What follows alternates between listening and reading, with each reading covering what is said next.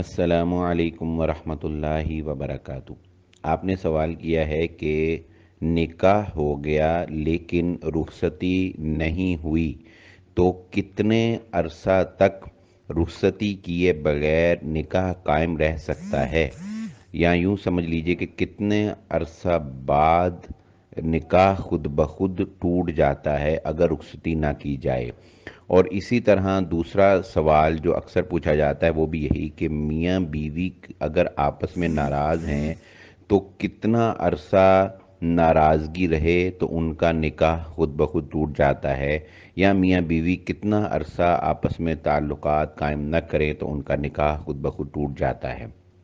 تو دیکھیے، یہ بات ذہن نشین رکھیں کہ یہ نکاح جو ہے جب یہ ہو جاتا ہے تو پھر اس سے اتنی آسانی سے جان نہیں چھوٹتی، اور نہ ہی نکاح جو ہے وہ خود بخود کبھی ٹوٹا ہے۔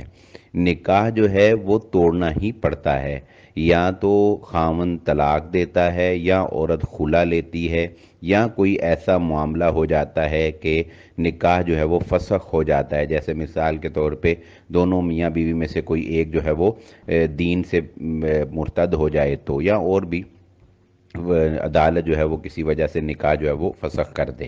تو نکاح جب ہو گیا تو چاہے ساری زندگی رخصتی نہ ہو، نکاح خود بخود نہیں ٹوٹے گا۔ میاں بیوی چاہے ساری زندگی ایک دوسرے سے ناراض رہیں، خود بخود نکاح نہیں ٹوٹے گا۔ چاہے ساری زندگی تعلقات قائم نہ کریں، خود بخود نکاح کسی صورت بھی ختم نہیں ہوتا۔